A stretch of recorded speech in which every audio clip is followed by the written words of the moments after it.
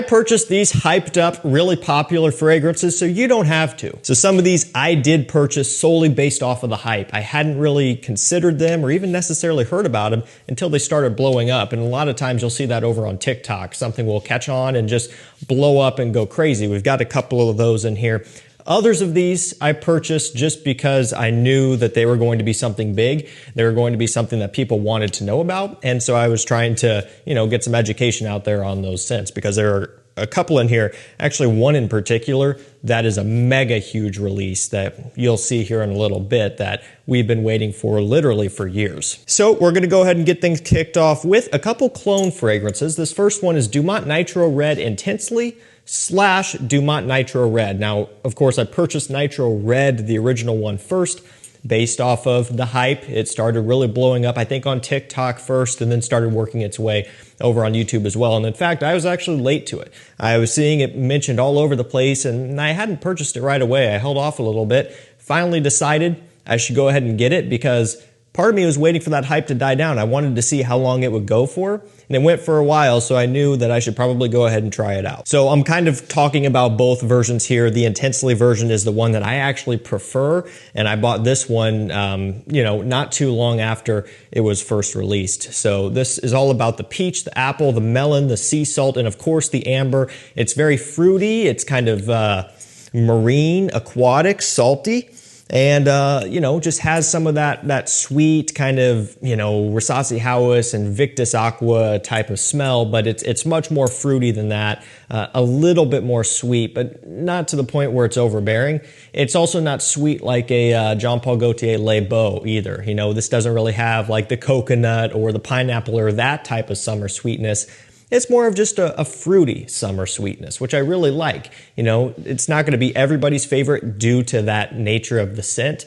And so you kind of want to just think that through before going into it. The good news is with these, you're looking at about $40 or so. And this one here in particular, the Intensely version, it's an straight concentration, and it's, again, not a whole lot of money. So you're getting a beast mode performer, a mega compliment puller, because this is the type of thing people just love the smell of, and a lot of versatility too. So for me, is it worth the hype? Personally, I think yes. However, not everybody will like it. So you kind of have to know what categories you're interested in before making a purchase. All right, now this next one from Lattafa is Teriaq Intense.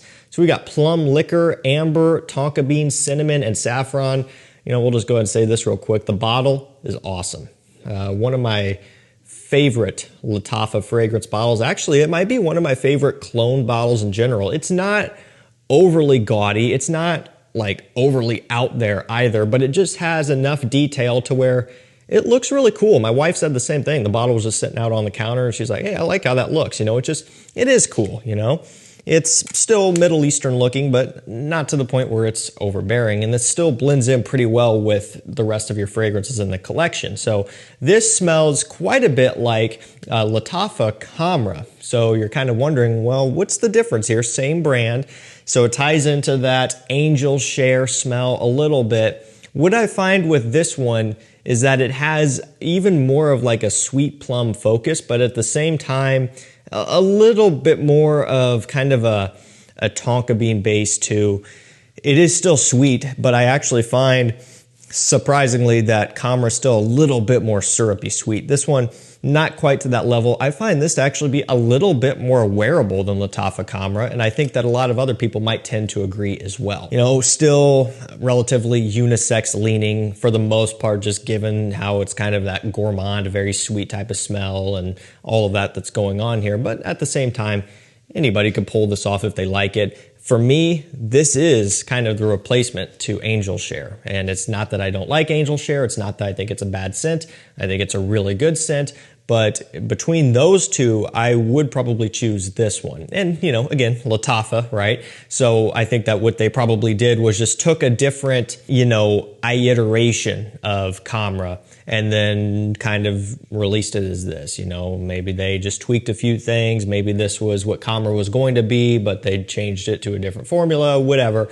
Still similar enough, but a bit of a revision that I like, and also a really good price, $30 to $35 here. Do I think it's worth the hype? Yes, absolutely. And this one did get really popular. Okay, this next one is going to be a scent that I pretty much knew I was going to buy, and it was like it came out or it was announced or released and I knew that I was going to purchase it. It's Acqua di Gio Elixir, just because, I mean, really, any Acqua di Gio flanker is going to get some traction right out of the gate because, well, it's an Acqua di Gio, and there are a few fragrance lines out there that are like that. You know, this, YSL Y, Sauvage, you know, things like that, where they put out a release and people are just going to flock to it. It has already, you know, some hype built into it before it's even hit the store shelves because of the anticipation of it. And what this is kind of a leathery take on Acqua di Gio and a little bit more of a floral take on Acqua di Gio, which took me by surprise and really was not what I was expecting out of an elixir flanker. When you take a look at what most elixir flankers do,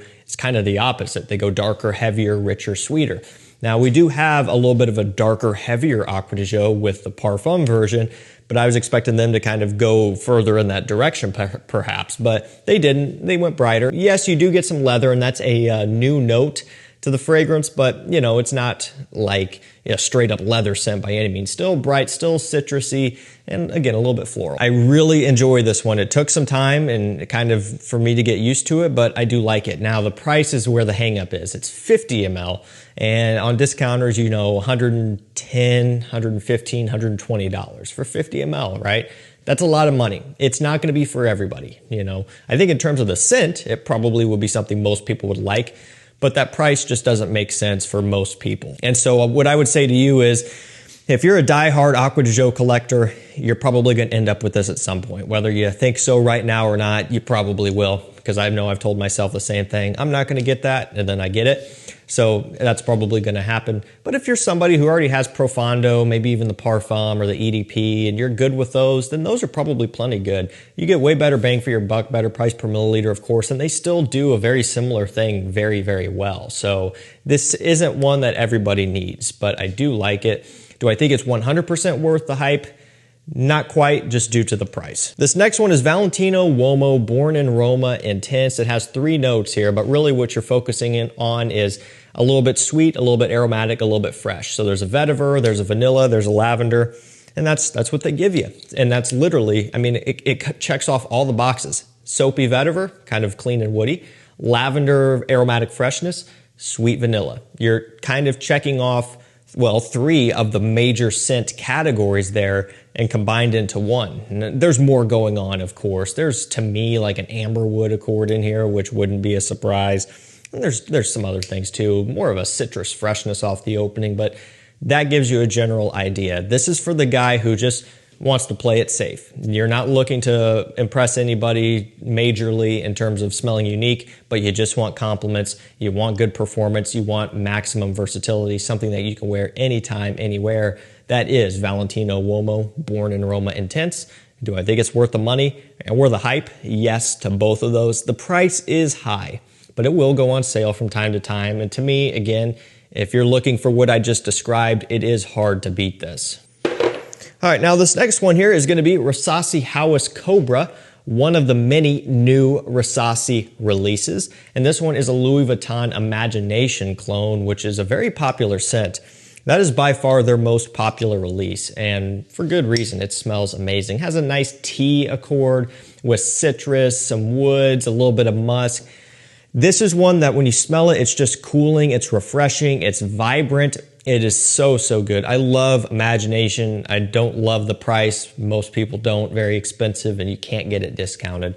But luckily, this here, Kobra, it's going to be around $40 to $45, and it gets you really, really close. It does basically the same exact thing that Louis Vuitton Imagination does. And so because of the fact that Imagination is so popular, and because of the fact that this is one of the first clones from a major clone brand, I should say, just before I hear about it, that's why this one got so popular. There are several clones of Imagination if you go for like alt fragrances, and there's many more kind of, you know, brands that basically aren't Middle Eastern brands like this that people know about. And so because of that, those really aren't as popular quite as much. You don't hear about them as much. But when you take a look at Rasasi, Lattafa, Fragrance World, brands like that with a lot of authority in the fragrance community, that's where the hype really starts to be generated. And so again, this is like, it's one of the first imagination clones from one of those big brands. And so very popular right out of the gate. It's 1000% worth the hype, especially for how affordable it is. If you want imagination on a budget, this is it right here. You don't need anything else. All right, now we're going on to that one that I was mentioning in the beginning of the video about an iconic scent that we've been waiting years for. Like, it's been so long since we've had something from this brand. Okay, and so you might be thinking, oh, it's the new Dolce & Gabbana, the one parfum. No, but that's a good one that could have been in here. It's Bleu de Chanel Exclusive. This has amber, labdanum, sandalwood, and just woody notes. That's the only notes that they give us here. This, I mean, the last men's fragrance release from their standard lineup was Bleu de Chanel Parfum, and I don't even remember what the date was on that one, but quite a while ago. They really left us waiting. Actually, I stand correct. They did release Allure Homme Sport Superleggera, a very, very limited run, which actually was very good. That was, what, 1 or 2 years ago? But you almost don't count that because, again, you can't even buy that anymore right now. You can count that or you can not. But the point is, you know, this is like the first one where it's like, okay, this is an in-production scent. This is a Bleu de Chanel flanker here. The problem is, as you could probably assume, the price. A 100 ml bottle like this, which is the biggest that you can get, this is the big bottle, is $275. So by the time you pay tax and probably a little bit of shipping maybe, if you expedite it, you're looking at close to $300 for a 100 milliliter Bleu de Chanel. And I think it's either a 50 or 60 ml is I think $210 or something, somewhere around in there, still very expensive. For me, I knew that I wouldn't have been happy if I bought the smaller bottle, so I went for the quote-unquote big bottle, which is just normal size.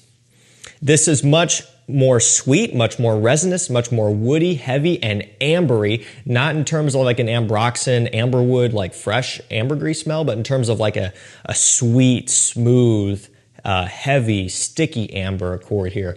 This is by far the most intense version yet. This is basically the parfum, but taking it yet a step further, pretty much subtracting, you know, the lemon zest and the fruity opening and just getting straight to the woods and the resins and the sweetness from start to finish. Personally, I love how this smells. I absolutely love it. And it was one of those things where I'm thinking, man, I feel so guilty saying how much I like the smell of this because it's so ungodly expensive.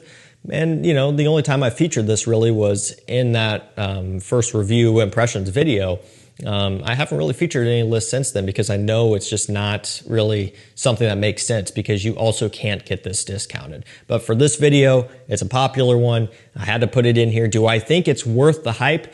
The price holds it back way too much. So I'm going to say no. However, I get a lot of personal enjoyment out of this one. I will wear it quite often.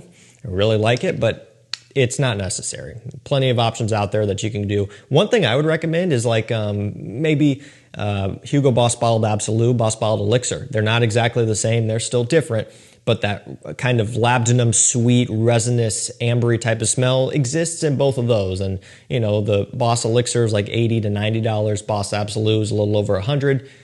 Kind of a somewhat similar category, just at a fraction of the cost. That would be my recommendation if you don't want to pay up for this. Last up for this video, we have YSL Y Le Parfum 2025. It's a more woody take on the regular Le Parfum and just on Y in general. So essentially what you got is this pine needle smell with some other woody focus. You're, again, kind of taking out some of that fruity sweetness and just amping up the aromatics in the woods. To me, this is amazing. I enjoyed the original Le Parfum okay. It wasn't majorly different, whereas this one is. This one takes a pretty good leap away from that original smell, which when you're purchasing a flanker that's not really cheap, it's nice to have something that is easy to tell apart. And so for me, if the way I look at it is if the original Y and a lot of the others were too sweet, you could go for the Le Parfum 25, get more of that woody, outdoorsy effect. Alrighty guys, that's gonna do it for me. Some fragrances I purchased because of the hype. I wanted to see if they were good, and really all of these smell good, but the price is what holds a few of these back. But I will have everything linked down below. Thank you so much for watching. Stay safe, stay healthy. We'll see you tomorrow with another one. Take care.